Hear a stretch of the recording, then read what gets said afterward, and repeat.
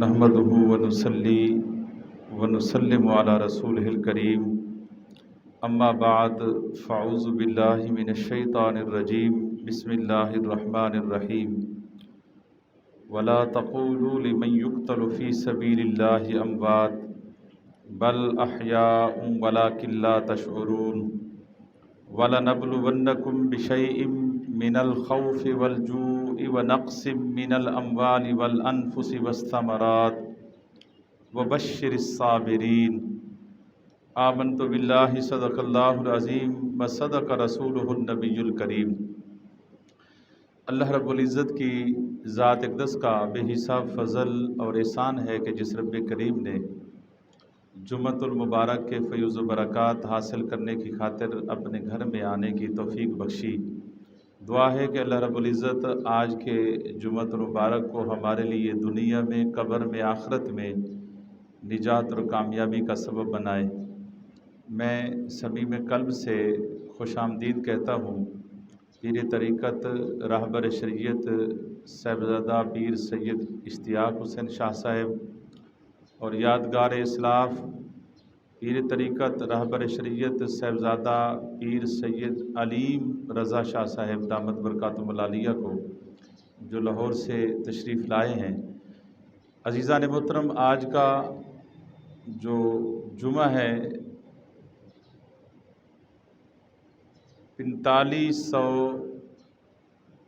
1445 हिजरी का पहला महीना मुहर्रम और उसका तीसरा जुमा आज से 1400 साल पहले वाक़या करबला रोनुमा हुआ। करबला इराक़ के शहर के अंदर। और पिछले गुज़श्ता जुम्मतुल मुबारक पर फ़ज़ाइल और मनाक़िब अहले बैत में हमने कुछ गुज़ारिशात आपके सामने रखी। आज हम नवासा मुस्तफ़ा मज़लूम करबला सय्यदुश्शुहदा हज़रत सैयदना इमाम हुसैन अलैहिस्सलाम की पैदाइश से लेकर इख्तसार के साथ आज हम मदीने की आखिरी रुखसती तक और मदीने से मक्का और मक्का से करबला तक आज हम ज़िक्र करेंगे इंशाअल्लाह। फिर अगले जुमे फिर वाक़यात करबला और फिर करबला से शाम, शाम से फिर मदीना का सफ़र बयान करेंगे। अल्लाह ताला ने इस कायनात इंसानी में 1.25 लाख कम व बेश पैगम्बर भेजे। हज़ारों की तादाद में, लाखों की तादाद में अल्लाह ने पैगम्बरों को इस दुनिया में रवाना फरमाया और हर नबी को अल्लाह ने औलाद भी अता फरमाई, आल भी अता फरमाई और असहाब भी अता फरमाए, उम्मत भी अता फरमाई। लेकिन दोस्तों, ये हुजूर की शान का खासा है। जिस तरह मुस्तफ़ा हर शोबे में, हर शान में बेमिसल बेमिसाल हैं, इसी तरह हुजूर की उम्मत भी बेमिसल बेमिसाल है। हुजूर की आल भी बेमिसल बेमिसाल है। हुजूर की औलाद भी बेमिसल बेमिसाल है और हुजूर के असहाब भी बेमिसल और बेमिसाल हैं। जिसकी निस्बत मुस्तफ़ा से होती गई अल्लाह उसके दर्जे बुलंद करता गया। आप देखें, असहाबा कराम के दरमियान दर्जा बंदी भी है। कुरान कहते हैं ना, तिलकर रसूल फद्दलना बादहुम अला बाद, कि बाज़ को हमने बाज़ पर फजीलतें अता फरमाई हैं, बाज़ रसूलों को बाज़ पर फजीलतें दी हैं। तो नफ्स नबूवत में सब अंबिया बराबर हैं, लेकिन फ़ज़ाइल और दरजात में अल्लाह ने फ़र्क रखा है। कुछ नबी हैं, खुद कहता है कुरान, मिनहुम मन कल्लम अल्लाह, कुछ पैगंबर हैं जिससे हमने कलाम दे के उन्हें इज़्ज़त दी, और वरफ़ा बादहुम दराजात, कुछ ऐसे भी हैं जिनके दर्जे उनसे भी बुलंद फरमा दिए। तो ये दर्जा बंदी खुद अल्लाह ने फरमाई। एक बाप के बेटे हैं, DNA टेस्ट कराएं तो खून उसी का होगा, नुतफ़ा उसी बाप का होगा, लेकिन आप ज़रा खून टेस्ट कराएं तो खून का ग्रुप बदल जाएगा। बाप का खून बेटे से नहीं मिलेगा, बेटे का जो है वो खून का ग्रुप बाप से नहीं मिलेगा। ये किसने दर्जे रखे, किसने फ़र्क रखा? ये नहीं कह सकते कि सब बराबर हैं, सब नहीं हो सकते। हुजूर के सारे सहाबा اور سارے صحابہ آپس میں برابر نہیں ہے، درجہ بندی ہے۔ ہمارے نزدیک سب سے زیادہ افضل ترین جس کی شان اور جو فضیلت ہے وہ سیدنا صدیق اکبر کو حاصل ہے، لیکن اس کے باوجود آقا علیہ الصلوۃ والسلام سب سے زیادہ محبت علی سے کرتے تھے۔ تو اس لیے یہ درجہ بندی ہے، لیکن یہ درجہ بندی کیسے ہوئی، یہ فضیلتیں کیسے ملی؟ جس کا تعلق حضور سے بڑھتا گیا اس کے درجے بھی بلند ہوتے، جس کی خدمت بڑھتی گئی اس کے درجے بھی بلند ہوتے گئے۔ صدیق اکبر کو یہ درجے ملے ہیں نا، یہ فضیلتیں ملی ہیں، کوئی نمازوں کی وجہ سے نہیں ملی، زکوٰۃ اور روزے اور جہاد کی وجہ سے نہیں ملی۔ باقی بھی صحابہ جہاد کرنے سے کم نہیں تھے، باقی بھی صحابہ زکوٰۃ دینے سے کم نہیں تھے، باقی بھی صحابہ نماز پڑھنے والے تھے، کوئی کم نہیں تھا سجدے میں۔ قرآن کہتا ہے والذین یبیتون لربہم سجدا وقیاما، فرمایا ان کی راتیں سجدوں میں گزرتی، ان کی راتیں رکوع میں گزر جاتی، راتیں تھوڑی ہو جاتی، ان کے سجدے لمبے ہو جاتے۔ ہماری نیند پوری نہیں ہوتی نمازوں میں، راتوں میں ہماری نیند پوری نہیں ہوتی، ان کے سجدے پورے نہیں ہوتے تھے، ان کے راتیں وہ خدمات میں یہ نہیں ہے کہ وہ نماز اور عبادات میں افضل تھے اس لیے اللہ نے درجے بڑھائے، نہیں، عبادت میں کوئی کسی سے کم نہیں تھا، لیکن جو خدمت زیادہ کر گیا مصطفیٰ کی اس کے درجے بھی بڑھ گئے۔ تو حضور نے درجے حضرت صدیق اکبر کو ان کی نماز اور روزے اور جہاد کی وجہ سے نہیں، حضور کی خدمت کی وجہ سے ملے ہیں۔ اور حضور کی قرآن کہتے ہیں نا یا نساء النبی لستن کاحد من النساء، کہ اے میرے محبوب کی ازواج تم عام عورتوں جیسی نہیں ہو، یعنی تمہارا مقام بلند ہے۔ کیوں ہے؟ کیا وہ نمازیں زیادہ پڑھتی تھی، عبادتیں زیادہ کرتی تھی؟ نہیں، عبادت کی وجہ سے نہیں۔ صفائی ستھرائی زیادہ کرتی تھی؟ نہیں۔ باقی صحابیات بھی کم نہیں تھی عبادت میں، لیکن اللہ نے جو درجہ دیا نا حضور کی ازواج کو، فرمایا صرف اور صرف اس لیے دیا ہے کہ تم میرے مصطفیٰ کی نسبت رکھتی ہو، بس تم حرم مصطفیٰ میں ہو، اس لیے تمہارے درجے بلند فرما دیے ہیں۔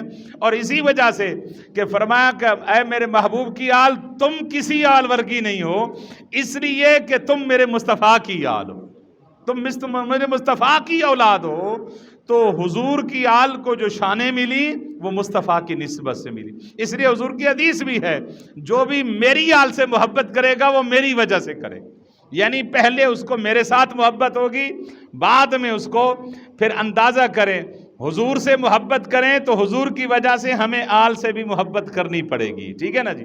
حضور سے محبت کی اور حضور سے پھر حضور کی آل سے محبت ہوئی، لیکن اب حضور کس سے محبت کرتے ہیں یہ بھی تو سوال ہے۔ آقا آپ کس سے؟ ہم تو آپ سے محبت کرتے ہیں اور پھر اس کے بعد آپ کی آل سے پیار کرتے ہیں۔ آپ کس سے؟ امت سے پہلے کرتے ہیں، آل سے پہلے کرتے ہیں۔ اللہ کی عزت کی قسم حضور اپنی آل سے پہلے محبت فرماتے ہیں۔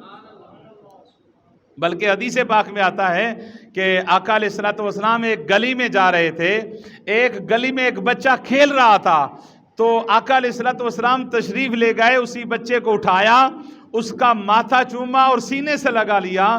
صحابہ نے عرض کیا کہ آقا کہ باقی بچے تو کھڑے تھے، اس بچے کی کیا خیثیت ہے؟ اتنی عزت عطا فرما دی، اتنی شفقت عطا فرما دی، اتنا اسے اعزازات عطا فرما دیے، چوما بھی صحیح اس کے ماتھے کو اور سینے سے بھی لگا لیا۔ حضور نے فرمایا میں نے اپنی آنکھوں سے دیکھا ہے، یہ میرے حسین سے کھیلتا ہے۔ ایک دن حسین سے کھیل رہا تھا اور پھر جہاں میرا حسین قدم رکھتا تھا وہاں کی مٹی اٹھا کے یہ اپنے منہ اور چہرے اور آنکھوں پہ ملتا تھا، اور اس لیے میں نے اس کے ماتھے کو چوما ہے۔ صحابہ گواہ ہو جاؤ، میں اس کی بھی اور اس کے والدین کی بھی قیامت کے شفاعت کروں گا۔ جو میرے حسین سے محبت کرے گا، جو میرے نواسے سے پیار کرے گا، فرمایا قیامت کے دن اس کی شفاعت بھی کروں گا، صرف اس کی نہیں کروں گا بلکہ اس کے دل میں جس نے میری آل کی یہ محبت ڈالی ہے نا، اس والدین کی بھی شفاعت کروں گا۔ فرمایا اس کے دل میں جس نے میری آل کی मोहब्बत वो वालिदैन है ना, जिन्होंने आज मेरी आल की मोहब्बत खिदमत करने पे मजबूर कर दिया, इज्जत और तकरीम और मोहब्बत करने पे उनकी तरबियत ने मजबूर किया है। फरमाया ये नहीं जाएगा मेरी शफात से सिर्फ जन्नत में, बल्कि जो इनके दिल में मेरी आल की मोहब्बत डालने वाले वालिदैन से मैं मुस्तफ़ा उनकी भी शफात करूँगा। हदीस पाक में आता है कि जब हज़रत सैयदना इमाम हुसैन की विलादत हुई, 4 शबान 5 शबान, ये मुख्तलिफ रिवायात हैं। बहरहाल शबान 6 हिजरी थी या 5 हिजरी थी। आका अलैहिस्सलातु वस्सलाम की बेटी के घर हज़रत इमाम हुसैन की विलादत हुई। और बड़े मज़े की बात यह है कि आपके हमल का दौरानिया, जो माँ के पेट का दौरानिया, वो 6 माह है। हज़रत इमाम हुसैन के हमल का जो दौरानिया है सही, वो 6 माह है, क्योंकि शरीयत में 6 माह का दौरानिया मौजूद है। और 6 माह का जो भी बच्चा पैदा हो, तारीख में डॉक्टर सैयद पीरजादा साहब किबला बैठे हैं, शाह साहब किबला बैठे हैं, डॉक्टर हैं, 6 माह में जो भी बच्चा पैदा हुआ आज तक वो बच नहीं सका, आज तक वो बच नहीं सका। तारीख में मैंने जो पढ़ा है, मैं अपने नॉलेज इस्तेमाल करना वो बता रहा हूं कि जो 6 माह का बच्चा है, सिवाय हजरत ईसा अलैहिस्सलाम और सिवाय हजरत इमाम हुसैन अलैहिस्सलाम, कोई 6 माह के हमल के वाला बच नहीं सका। ये 2 बच्चे हैं जो 6 माह से पहले पैदा हुए और अल्लाह ने उन्हें जिंदा भी रखा और जवान भी हुए। यानी 7 साढ़े 8 महीने हजरत इमाम हसन से छोटे हैं। इमाम हुसैन हजरत हसन से, इमाम हसन से 7-8 महीने छोटे हैं। और जब पैदा हुए तो अल्लाह ने खुशखबरी आसमान से मुबारकबाद देने के लिए जिब्रील अमीन को भेजा मुस्तफ़ा के पास। फरमाया जिब्रील जाओ, मेरा हुसैन दुनिया में आ रहा। रब देख रहा था ना कि इस्लाम जिंदा होता है हर करबला के बाद, मेरे दीन को जिंदा करने वाला आ रहा है, जाओ मेरे महबूब को मुबारकबाद दे आओ। और यह वाहिद मुबारकबाद है जो सिर्फ मुबारकबाद नहीं दी गई, बल्कि मुबारकबाद भी दी गई और साथ ताज़ियत भी की गई। फरमाया जाओ मुबारकबाद भी देकर आओ और ताज़ियत भी करके आओ। जिब्रील जब मुबारकबाद लेकर आ रहे थे तो जमीन पे जब उतरे ना, देखा कि तीसरे आसमान का फरिश्ता जो 70,000 फरिश्तों का वो निगरान था, यानी ज़ेरे फरमान थे 70,000 फरिश्ते उसके। फितरस फरिश्ता वो जमीन पे बगैर परों के लोथ होके एक पड़ा है।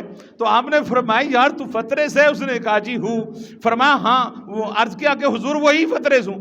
फरमाया यार तू तो 70,000 का निगाहबान था, ज़ेरे फरमान थे 70,000 फरिश्ते, क्या हुआ? उसने कहा जी थोड़ी सी कमी होगी रब के फरमान में, थोड़ी सी कमी हो गई, ताखीर हो गई उसका हुक्म मानने में, अल्लाह के गजब का निशाना बन गया, अल्लाह के कहर का निशाना बन गया।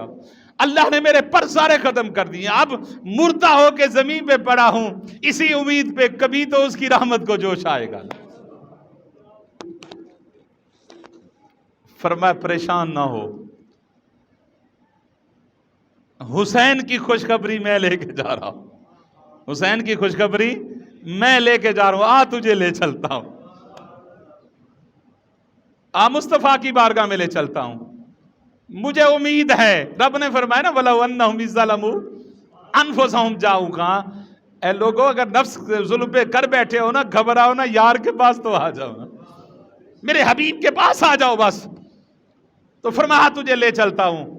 जब उसे लेकर चले गए जिब्रील अमीन, हुजूर ने फरमाया जिब्रील ये कौन है? अर्ज किया कि हुजूर ये दुखों का मारा है, ये कई सालों से पड़ा है आका, ये बख्शिश का तलबगार है, आज हुसैन की खुशखबरी देना आया हूं, हुसैन के नाम पे खैरात अता फरमा।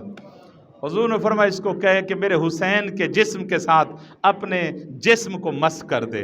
बस मस करने की देर थी तो अल्लाह ने वो सारे पर ताकतें वापस अता फरमा दी। अर्ज किया कि आका अल्लाह ने भेजा है, खुशखबरी देने आया हूं। फरमाया कौन सी खुशखबरी? कि इमाम अली मुकाम हजरत इमाम हुसैन की विलादत हुई है, रब मुबारकबाद दे रहा, रब फरमाता है मेरे महबूब को मुबारकबाद दे।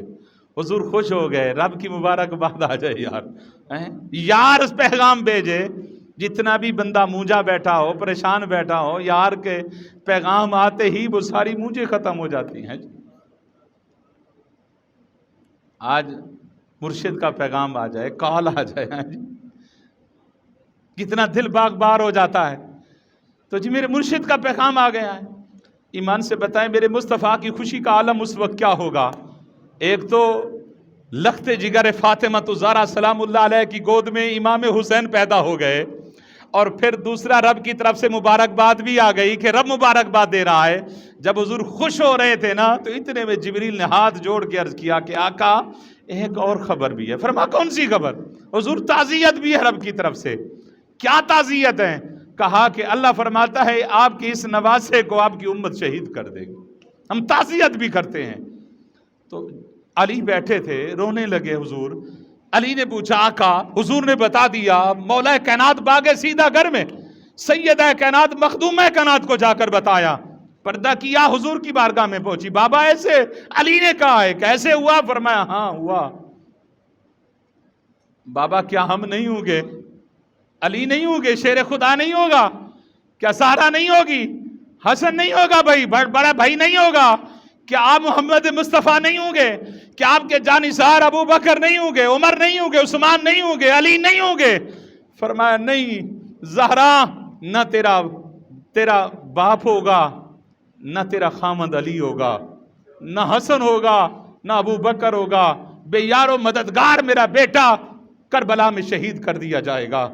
تو حضرت سیدہ طیبہ طاہرہ سیدہ زہرا نے عرض کی کہ مولا مجھے زندگی دے دے تاکہ میں اپنے بیٹے کی وفات کے بعد تمام تعزیتی جتنے بھی رسم و رواج ہیں وہ پورے کر سکوں۔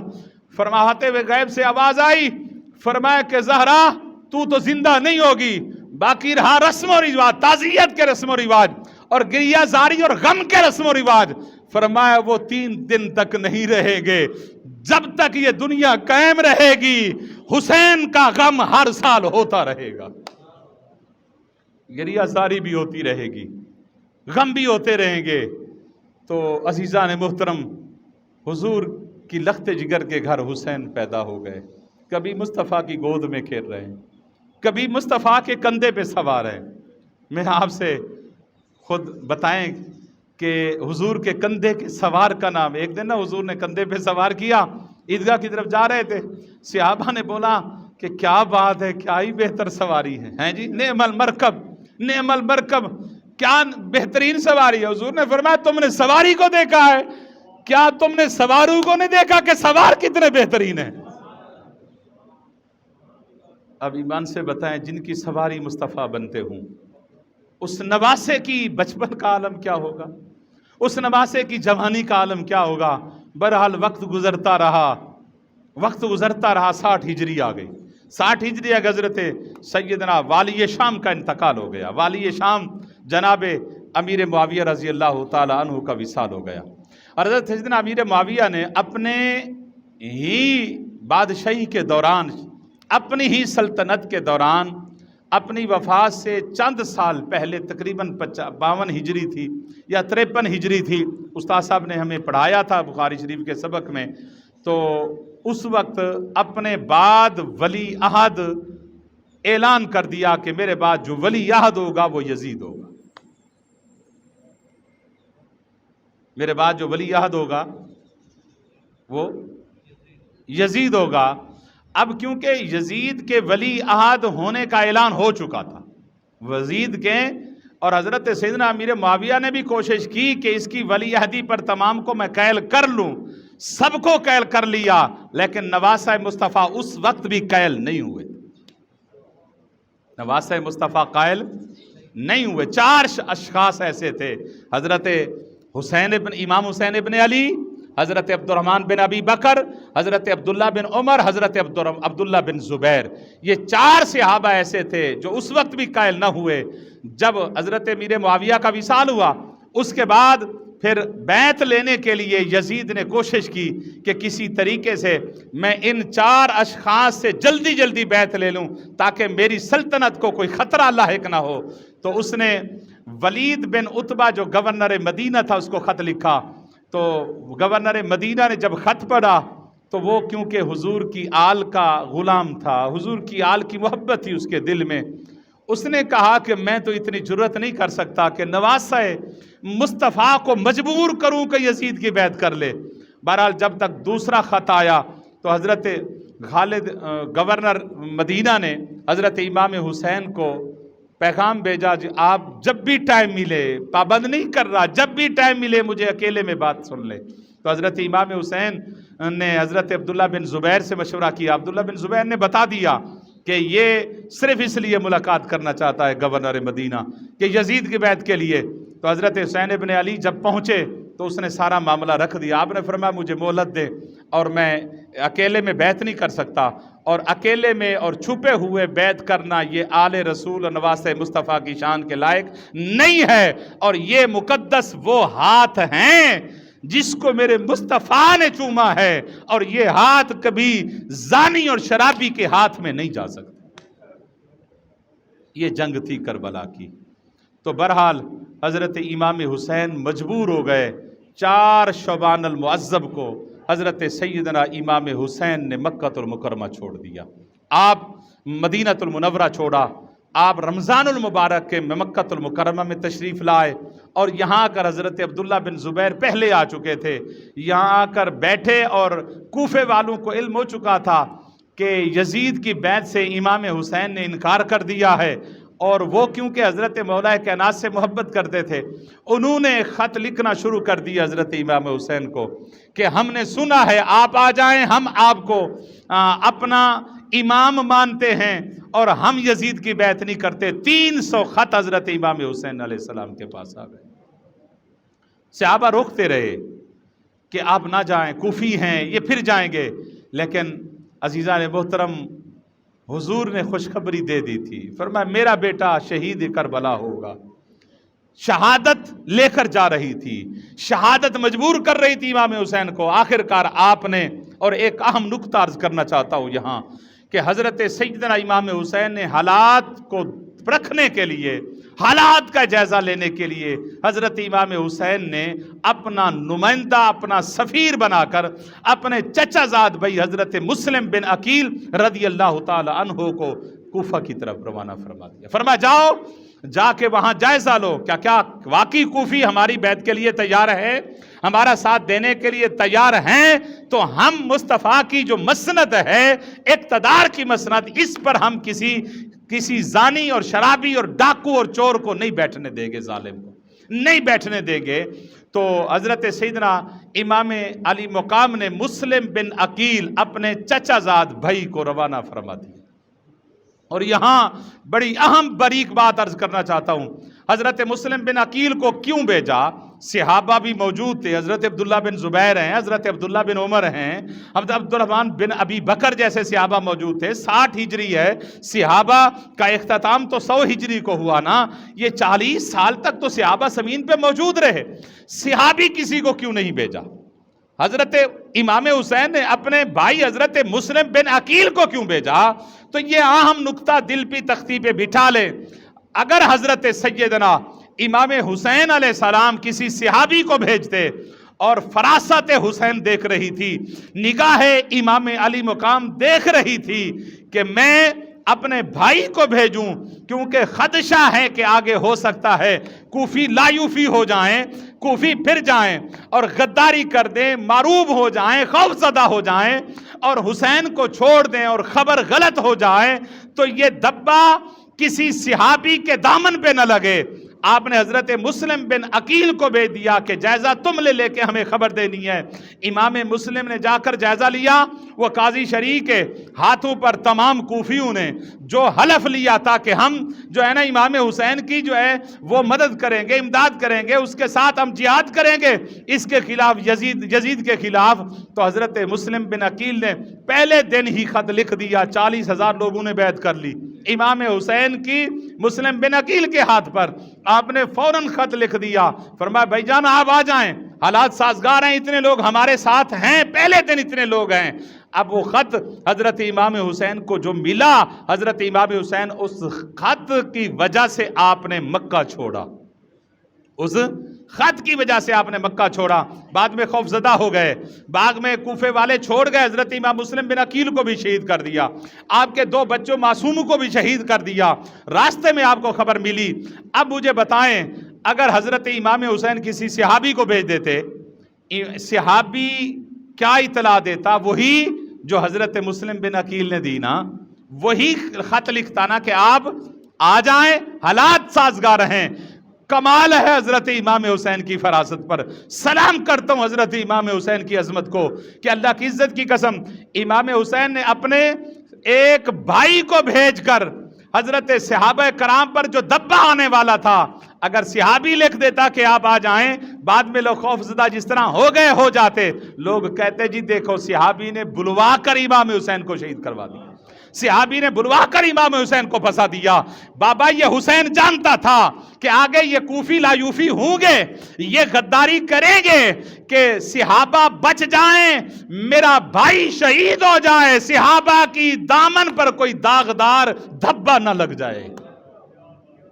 صحابہ کے دامن کو بچانے کے لیے امام علی مقام نے مسلم بن عقیل کو بھیجا۔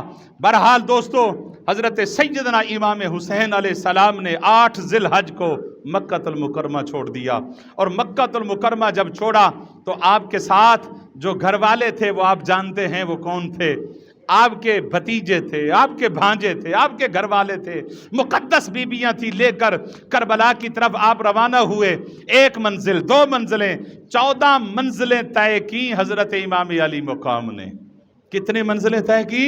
کربلا تک پہنچتے پہنچتے 14 منزلوں پر قیام فرمایا، اور ہر منزل پر آپ تھک ہار چکے ہوتے تھے، ہر منزل پہ قیام، ہر منزل پہ دکھ اور درد، 14 منزلیں، اور جو فاصلہ تھا وہ تقریباً 1713 کلومیٹر کا فاصلہ ہے جو امام نے پیدل کیا ہے۔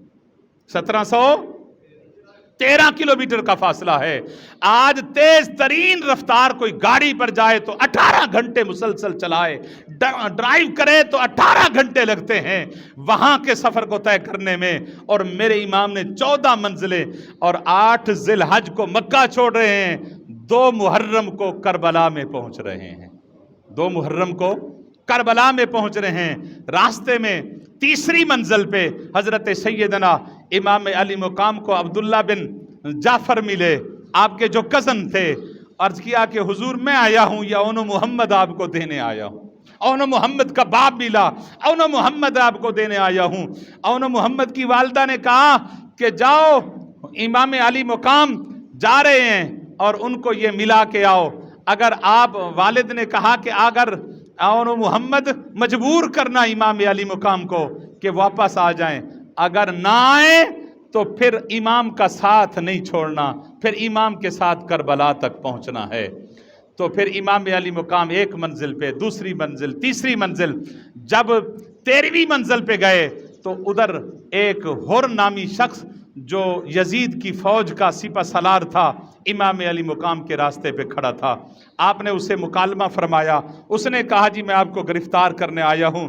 آپ نے شرط لگا دی، آپ نے فرمایا دیکھو میں کربلا، مکے سے مدینے سے مکے اور مکے سے کربلا تک یہ پاک بیبیاں لے کر آیا ہوں، بچے لے کر آیا ہوں، میں جنگ لڑنے نہیں آیا، میں جنگ نہیں چاہتا، میرا راستہ روک دیں، مجھے ڈائریکٹلی یزید کے ساتھ ملاقات کرا دے، میں کوئی نہ کوئی راستہ نکال لوں گا، یہ جنگ کا ماحول نہیں بنے گا۔ اس نے انکار کر دیا کہ میں امام علی مقام سے آپ کو ملنے نہیں دوں گا۔ بہرحال آپ نے یہ بھی آفر دی، آپ نے فرمایا اگر ملنے نہیں دیتے تو مجھے پھر مدینے واپسی کا راستہ دے دیا جائے تاکہ میں آرام اور سکون کے ساتھ مدینے واپس چلا جاؤں۔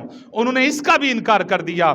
آپ نے ابن زیاد کو یہ بھی فرمایا اگر تم مجھے یزید سے نہیں ملاتے، مدینے نہیں واپس جانے دیتے، مجھے کسی کارزار جہاد کے منصب پہ بھیج دو، کسی بارڈر پہ بھیج دو، میں وہاں جنگ لڑتے لڑتے شہید ہو جانا چاہتا ہوں، لیکن میں جنگ نہیں چاہتا۔ لیکن ظالموں نے تینوں آپشن رد کر دیے، کہا کہ نہیں، نہ ہم یزید سے ملنے دیں گے، نہ ہم تجھے مدینے واپس جانے دیں گے، نہ کسی بارڈر کی طرف جانے دیں گے، کیونکہ وہ سمجھ چکے تھے جب تک حسین زندہ ہے یزیدیت قائم نہیں رہ سکتی۔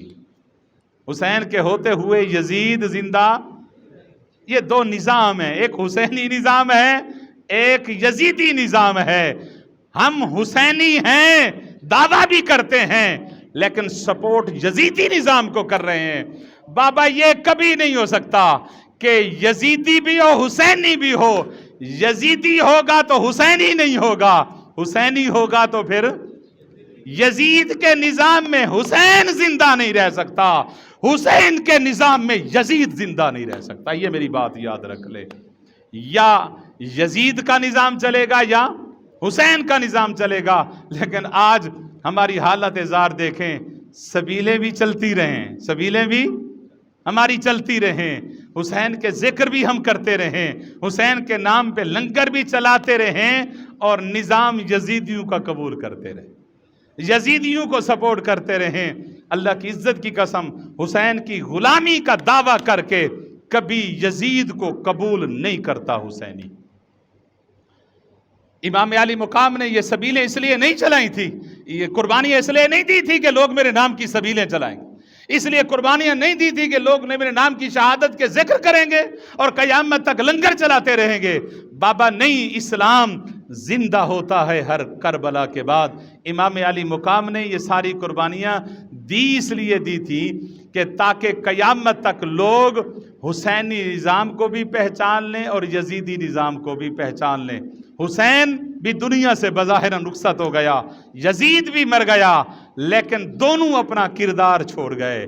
حسینی کردار بھی قیامت تک رہے گا اور یزیدی کردار بھی قیامت تک رہے گا۔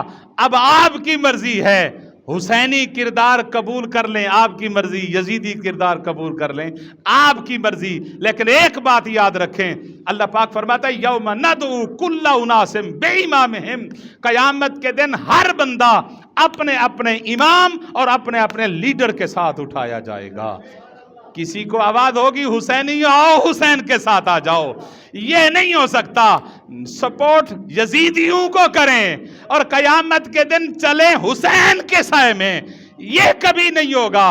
حسین کے جھنڈے کے نیچے وہی ہوگا جو دنیا میں حسینیت کو قبول کرے گا، جو حسینی فکر کو قبول کرے گا۔ اللہ سے دعا ہے کہ اللہ کریم ہم سب کو امام علی مقام علیہ السلام کی محبت نصیب فرمائے، امام علی مقام کی فکر نصیب فرمائے، اور حضرت امام علی مقام کی محبت ہمارے نسلوں میں اللہ تعالیٰ مجزن فرما دے۔ انشاءاللہ اگلے جمعۃ المبارک پر واقعات کربلا میں کیا ہوا تو انشاءاللہ اس پہ ڈسکس ہوگی۔ وآخر دعوانا ان الحمدللہ رب العالمین۔